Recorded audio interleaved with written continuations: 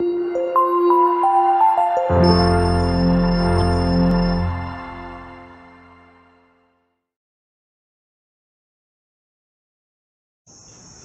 Friends, good morning. जो આપણે આજે મૂત્ર નિર્માણની ક્રિયા જોવાની છે।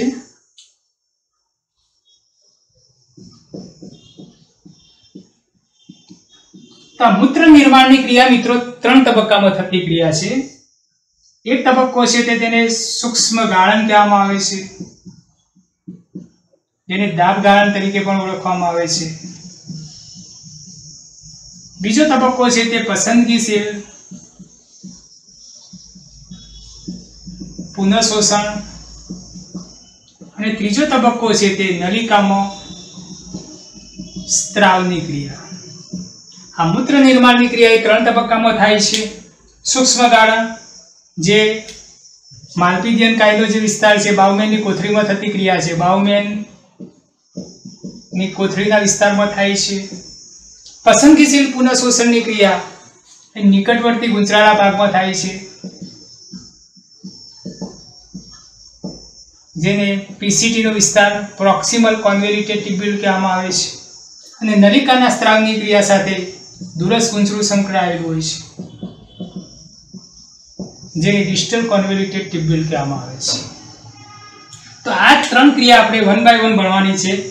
આ વિડિયોની અંદર આપણે બાઉમેનની કોથળીની જે એનાટોમી આપણે ભણીશું અને ત્યાં થતી જે ફિઝિયોલોજી એટલે કે સૂક્ષ્મ ગાળણની ક્રિયા ત્યાં કેવી રીતે થાય છે તેના વિશે આપણે ડિટેલમાં અહીંયા માહિતી લઈશું। તો આપણે મૂત્ર નિર્માણનો જે પહેલો તબક્કો છે તે સૂક્ષ્મ ગાળણની ક્રિયા જે બાઉમેનની કોથળીમાં થતી ક્રિયા છે એ બાઉમેનની કોથળીની રચના વિશે આપણે અહીંયા આગળ સમજી લઈએ।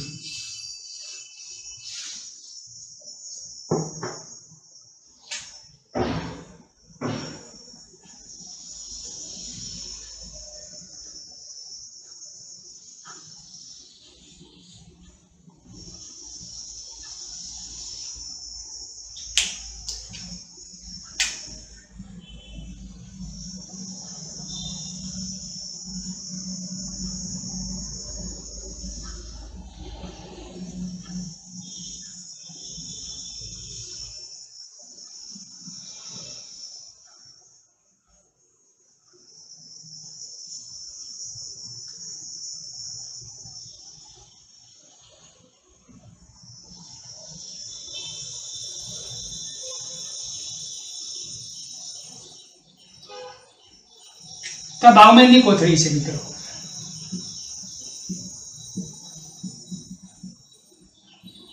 આ રુધિર કેશિકા ગુચ્છ છે।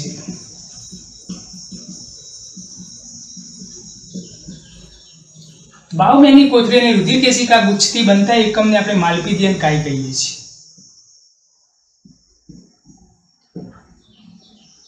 આ જે બાઉમેનની કોથળી છે તેના બે આવરણ હોય છે, આ અંદરનું આવરણ છે, આ બહારનું આવરણ હોય છે।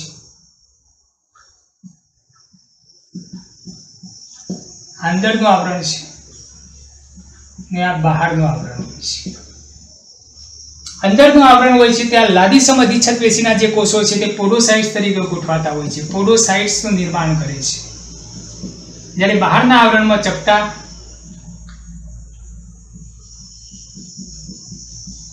લાદીસમ અધિચ્છદ પેશીના કોષો આવેલા હોય છે। અંદરના આવરણમાં જે ચપટા લાદીસમ અધિચ્છદ પેશીના કોષો એ પોડોસાઇટ્સ તરીકે વર્તતા હોય છે। ત્યાર પછી આ રુધિર કેશિકાની જે દિવાલ છે તો આ રુધિર કેશિકાની દિવાલ વચ્ચે આધારક દ્રવ્ય હોય છે અને ત્યાર પછી આ બાઉમેનની કોથળીની જે દિવાલ હોય છે, આમ ત્રણ જે આવરણો હોય છે ત્યાં ગાળણની દિવાલ તરીકે તે કામ કરતા હોય છે। તો આ ત્રણની રચના આપણે અહીંયા આગળ ડિટેલમાં સમજીએ।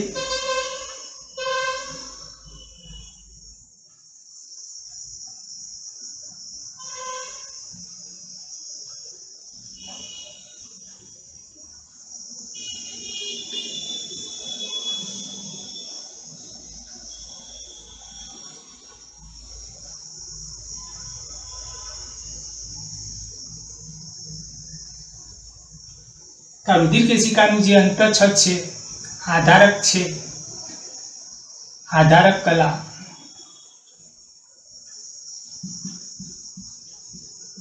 આ આધારક કલા ઉપર રુધિર કેશિકાનું અંતઃછદ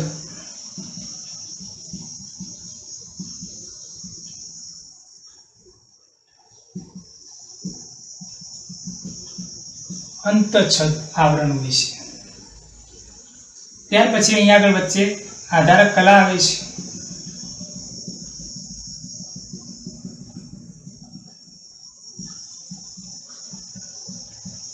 આધારક દ્રવ્ય ને ત્યાર પછી પોડોસાઇટ્સ આવે છે।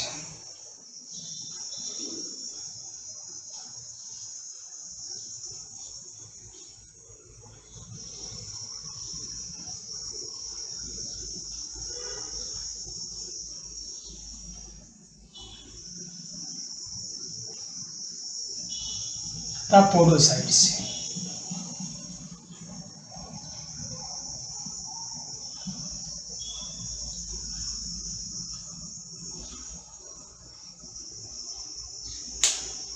તો આ જે મેમ્બ્રેન જે બને છે જેમાંથી રુધિરમાંથી ગળાયેલા દ્રવ્યો બાઉમેનની કોથળીની અંદર આવે છે તે વચ્ચે 3 સ્તરોમાંથી પસાર થાય છે।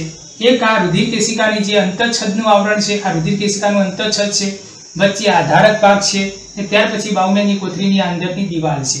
ને અંદરની દિવાલમાં શું આવેલું હોય છે? પોડોસાઇટ્સ આવેલા હોય છે, તે પોડોસાઇટ્સ છે। આ જે અહીંયા આગળ જાળી જેવી રસ્તા બને છે જેને ફેનિસ્ટ્રા તરીકે ઓળખવામાં આવે છે, આ જે છિદ્રો છે એ છિદ્રનો એરિયા 60 થી 70 નેનોમીટર જેટલો હોય છે। જ્યારે આ પોડોસાઇટ્સની વચ્ચેનો જે એરિયા બને છે, જ્યાં છિદ્ર હોય છે, એ છિદ્ર 25 માઇક્રોમીટર સાઇઝનું હોય છે। તો આ જે બાઉમેનની કોથળીનું જે અંદરનું આવરણ હોય છે, જ્યાં પોડોસાઇટ્સ છે, તે પોડોસાઇટ્સની રચના આપણે અહીંયા આગળ હું દોરું છું કેવી હોય છે તમને બતાવી દઉં। અહીંયા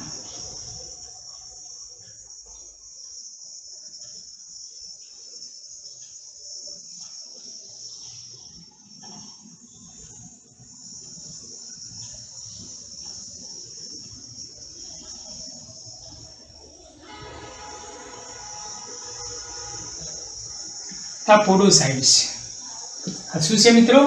પોડોસાઇટ્સ। તો આ જે બાઉમેનની કોથળીનું જે અંદરનું આવરણ હોય છે ત્યાં પોડોસાઇટ્સ આવેલા હોય છે। આ પોડોસાઇટ્સની રચના આવી હોય છે, તેમાં બીજા પોડોસાઇટ્સ આવી રીતે કોષો ગોઠવાઈને આ વચ્ચેની બાજુએ છિદ્ર જેવી રચના બનાવે છે, જેને આપણે ગાળણ છિદ્ર તરીકે આપણે ઓળખીએ છીએ। તો અહીંયા આગળ જે ગાળણ છિદ્રો આવેલા હોય છે, શું આવેલા હોય છે મિત્રો? ગાળણ છિદ્રો। તો અહીંયા આગળ ગાળણ છિદ્રો ત્યાં જોવા મળતા હોય છે।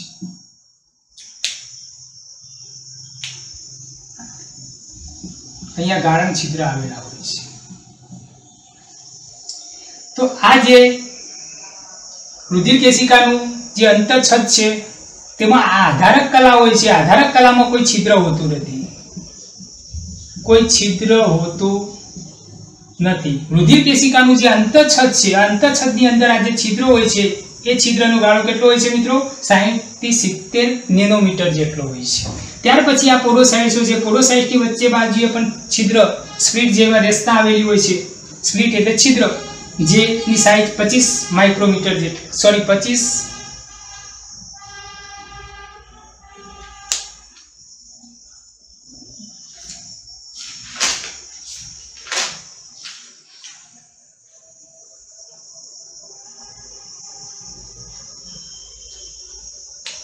25 નેનોમીટર જેટલી હોય છે।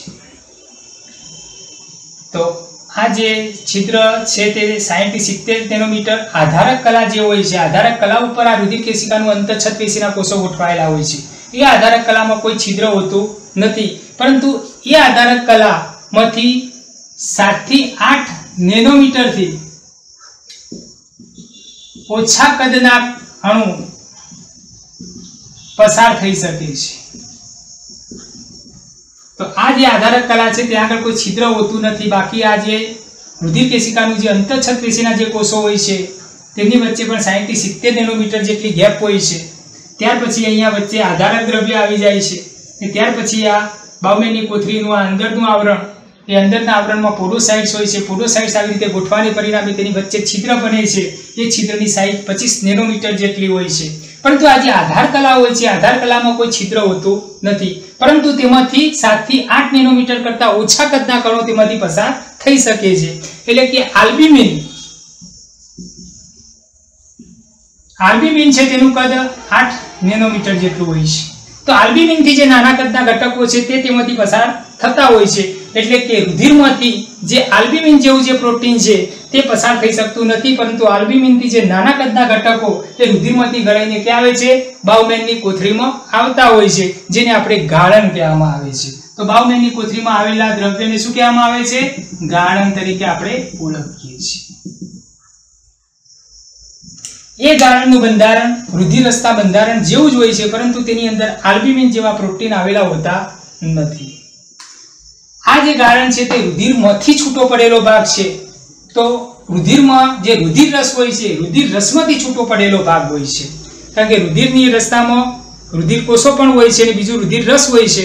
એ રુધિર રસમાંથી આલ્બ્યુમિન સિવાયના જે દ્રવ્યો છે તે બધા ગળીને ક્યાં આવી જાય છે? બાઉમેનની કોથળીમાં આવતા હોય છે, જેને આપણે ગાળણ તરીકે ઓળખીએ છીએ. એ ગાળણની અંદર પોષક દ્રવ્યો હોય છે. અહીંયા આગળ પોષક દ્રવ્યો હોય. પોષક દ્રવ્યો તરીકે ગ્લુકોઝ, એમિનો એસિડ જેવા દ્રવ્યો આવેલા હોય છે. આ ઉપરાંત તેની અંદર ઉત્સર્ગ દ્રવ્યો પણ હોય છે. ઉત્સર્ગ દ્રવ્યો તરીકે યુરિયા, યુરિક એસિડ જેવા દ્રવ્યો ત્યાં આવેલા હોય છે. બીજું કે તેની અંદર આયનો પણ હોય છે. આયનોમાં sodium, potassium, calcium, chloride, bicarbonate જેવા આયનો ત્યાં આગળ જોવા મળતા હોય છે. આ ઉપરાંત મોટા પ્રમાણમાં ત્યાં શું હોય છે? પાણી પણ આવેલું હોય છે. તો આ ગાળણનું બંધારણ છે. ગાળણનું બંધારણ એ રુધિરરસમાંથી છૂટો પડેલો ભાગ હોય છે, પરંતુ આલ્બ્યુમિન સિવાયના ઘટકો ત્યાં આગળ આવતા હોય છે. હવે આ જે ગાળણ કેટલા પ્રમાણમાં આવે છે તેનું આપણે અહીંયા આગળ થોડું કેલ્ક્યુલેશન જોઈ લઈએ. એટલે કે આ એનાટોમીની રસ્તા પતી ગઈ. હવે આપણે તેની ફિઝિયોલોજી અહીંયા ભણવાની છે કે રુધિર કેશિકા ગુચ્છમાંથી જે દ્રવ્યો ગળીને બાઉમેનની કોથળીમાં કેવી રીતે આવતા હોય છે. તો ત્યાં આગળ રુધિર કેશિકા ગુચ્છમાંથી જે વહન પામતું જે પ્રવાહી હોય છે તેના ઉપર પર્યાપ્ત દબાણ હોય છે, અને દબાણને પરિણામે કેટલાક ઘટકો ગળીને ક્યાં આવે છે? બાઉમેનની કોથળીમાં આવે છે. તો ત્યાં નેટ પ્રેશર કેટલું હોય છે? તો નેટ પ્રેશર આપણે ત્યાં આગળ જોઈ લઈએ. તો રુધિર કેશિકા ગુચ્છની અંદર નેટ પ્રેશર કેટલું સર્જાય છે અને કેટલા પ્રેશરને પરિણામે રુધિરમાંથી એ દ્રવ્યો ગળીને બાઉમેનની કોથળીમાં આવતા હોય છે તેના વિશે આપણે અહીંયા સમજીએ.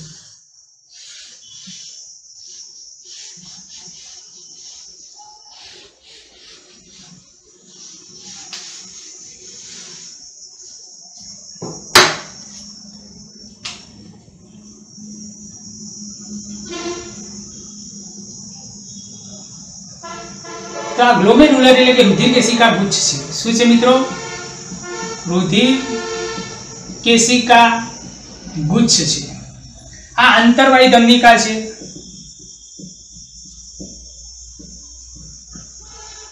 ને આ બહિર્વાહી ધમનિકા છે.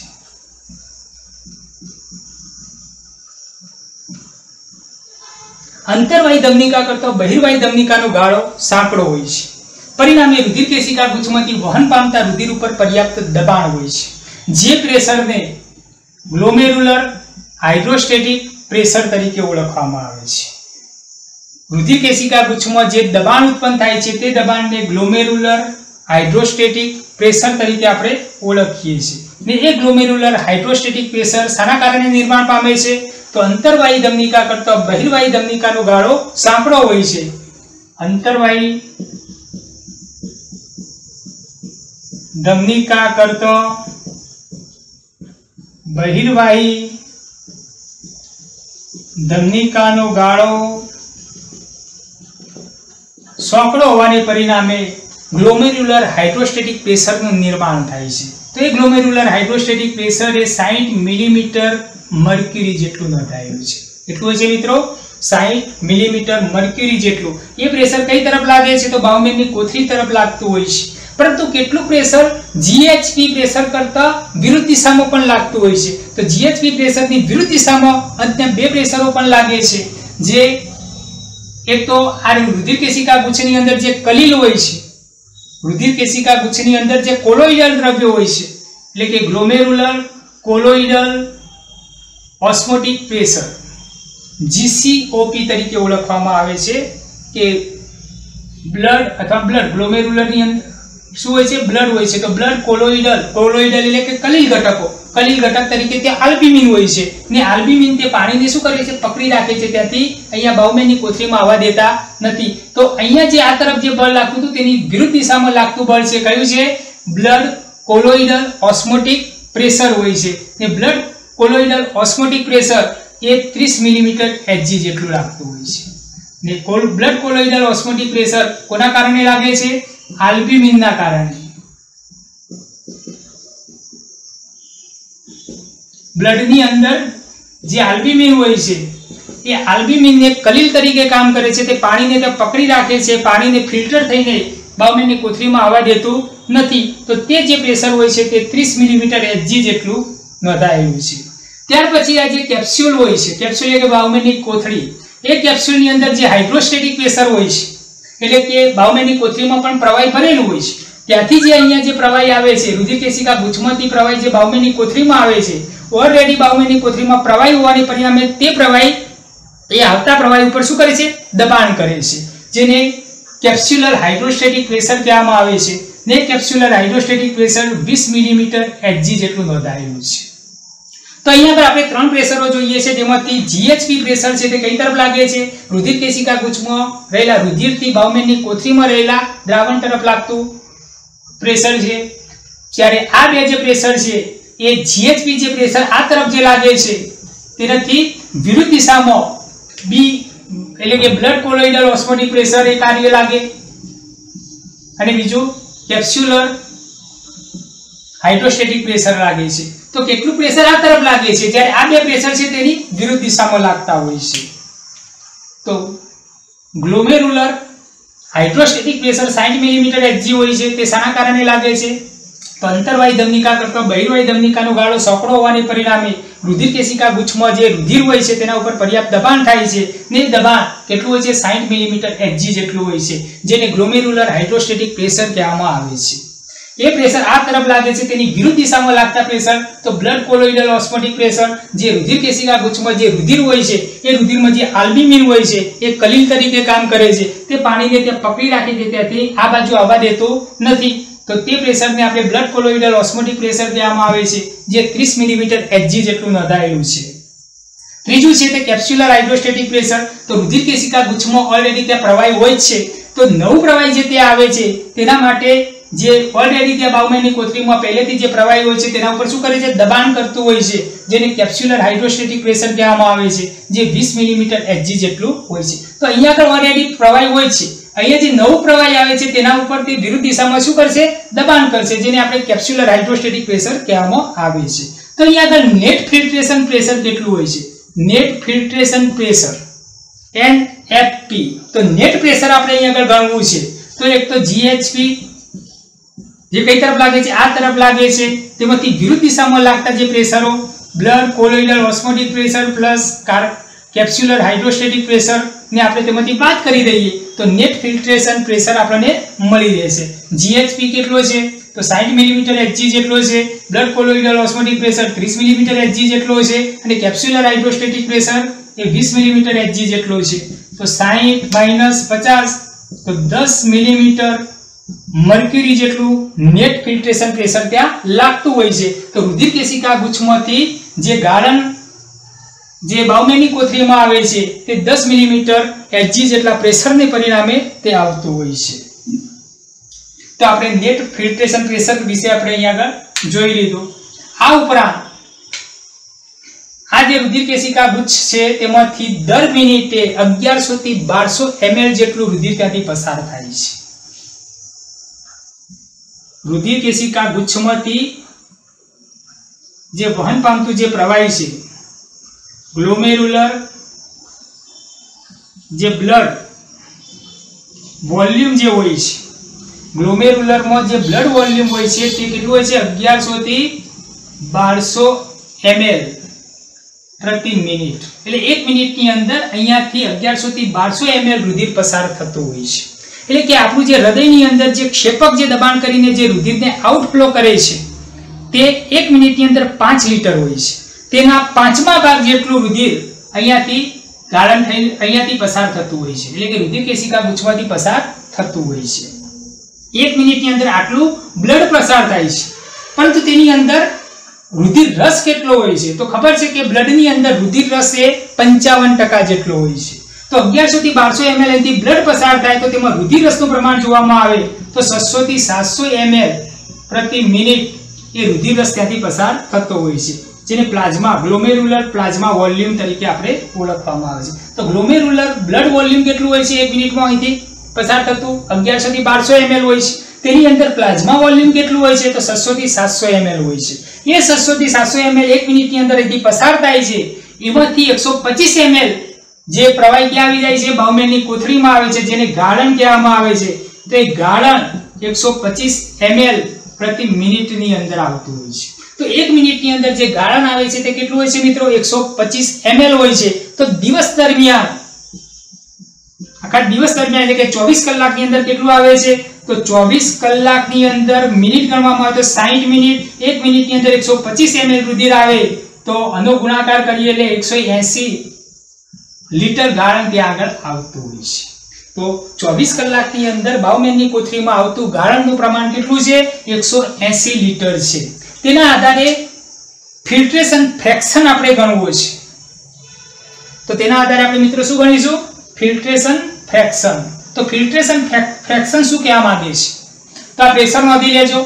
બાઉમેનની કોથળીમાં થી જે પ્રવાહી રુધિર કેશિકા ગુચ્છમાંથી વહન પામતા પ્રવાહીમાંથી જે બાઉમેનની કોથળીમાં જે પ્રવાહી આવે છે તે 10 મિલીમીટર Hg પ્રેશરને પરિણામે આવતું હોય છે, જે નેટ પ્રેશર ત્યાં બતાવેલું છે.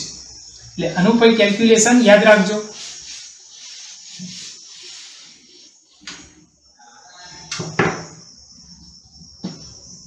ફિલ્ટ્રેશન ફ્રેક્શન શું છે? ફિલ્ટ્રેશન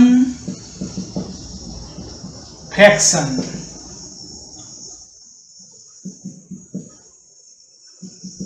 ફિલ્ટ્રેશન ફ્રેક્શન FF તરીકે આપણે ઓળખીએ છીએ. તો ફિલ્ટ્રેશન ફ્રેક્શન તો 1 મિનિટની અંદર અહીંથી જે પ્લાઝ્મા જે પસાર થાય છે તે 600 થી 700 જેટલું હોય છે, બરાબર મિત્રો? તો 600 તેમાંથી ગાળણ કેટલું બને છે? તો 125 બને છે.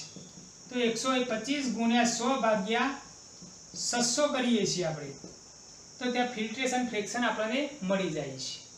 તો 125 ભાગ્યા 600 ગુણ્યા 100 કરીએ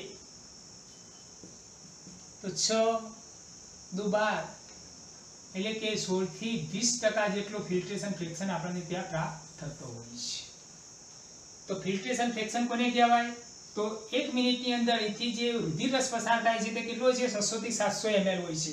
તેમાંથી અહીંયા આગળ ગાળણ કેટલું આવે છે? તો 125 ml આવે છે. તો ફિલ્ટ્રેશન ફ્રેક્શન કોને કહેવાય? તો 600 ml જે રુધિર રસ પસાર થતો હોય છે તેમાંથી 125 ml આવે છે, એટલે કે કેટલા ટકા ગાળણ આ બાઉમેનની કોથળીની અંદર આવતું હોય છે, જેને આપણે ફિલ્ટ્રેશન ફ્રેક્શન તરીકે ઓળખીએ છીએ. એને ટકાવારીમાં શોધવા માટે આપણે 100 થી મલ્ટીપ્લાય કરીએ છીએ. તો 125 ml 1 મિનિટની અંદર અહીંયા આગળ ગાળણ આવ્યું, કેટલા રુધિર રસમાંથી આવ્યું? 600 ml રુધિર રસમાંથી આવ્યું, બરોબર? ગુણ્યા 100 કરીશું ત્યારે 16 થી 20% એ ફિલ્ટ્રેશન ફ્રેક્શન આપણને મળતો હોય છે. ત્યાર પછી આપણા મૂત્રપિંડ એ દિવસ દરમિયાન કેટલી વાર રુધિરનું ફિલ્ટ્રેશન કરતું હોય છે? તો તેનું આપણે અહીંયા કેલ્ક્યુલેશન કરી લઈએ. દિવસ દરમિયાન મૂત્રપિંડ કેટલી વાર રુધિરનું ફિલ્ટ્રેશન ફિલ્ટર કરતું હોય છે? તો બ્લડ આપણું જે છે રુધિર કેટલું છે? 5 લીટર છે. એ 5 લીટર જે રુધિરમાં પ્લાઝ્મા કેટલું હોય છે? એટલે કે રુધિર રસ કેટલું હોય છે? 3 લીટર હોય છે. જે ગાળણ દિવસ દરમિયાન કેટલું આવે છે? ગાળણ દિવસ દરમિયાન 180 લીટર પ્રતિ દિવસ આવતો હોય છે. તો આપણું જે મૂત્રપિંડ એ કેટલી વાર ત્યાં આગળ રુધિરનું ફિલ્ટ્રેટ કરતું હોય છે? તો 180 ભાગ્યા આપણે 3 કરીએ તો 60 વખત આપણું જે મૂત્રપિંડ છે તે રુધિરનું શું કરે છે? ફિલ્ટર કરતું હોય છે. તો દિવસ દરમિયાન આપણું જે રુધિર છે, જે 5 લિટર રુધિર એ 60 વખત મૂત્રપિંડમાંથી પસાર થતું હોય છે. એ 60 વખત ત્યાં આગળ રુધિરનું ગાળણ કરવામાં આવતું હોય છે. તો આપણે અહીંયા આગળ સૂક્ષ્મ ગાળણની ક્રિયા જોઈ લીધી. સૂક્ષ્મ ગાળણની ક્રિયા ક્યાં થાય છે? તો બાઉમેનની કોથળીમાં થતી ક્રિયા છે. ત્યાં આગળ GFR નો દર કેટલો છે? તો ગ્લોમેરુલર ફિલ્ટ્રેશન રેટ 1 મિનિટની અંદર 125 ml આવે છે. દિવસ દરમિયાન 180 લિટર ત્યાં ગાળણ આવતું હોય છે. બરોબર? તેના આધારે આપણે ફિલ્ટ્રેશન ફ્રેક્શન વિશે જોઈ લીધું. શાના કેટલા દબાણને પરિણામે રુધિર કેશિકા ગુચ્છમાંથી જે પ્રવાહી ભાગ છે તે ગાળણની અંદર આવતો એટલે કે બાઉમેનની કોથળીમાં આવે છે. તો ત્યાં નેટ પ્રેશર 10 મિલીમીટર Hg જેટલું હોય છે. તેનું પણ આપણે અહીંયા કેલ્ક્યુલેશન કરી લીધું.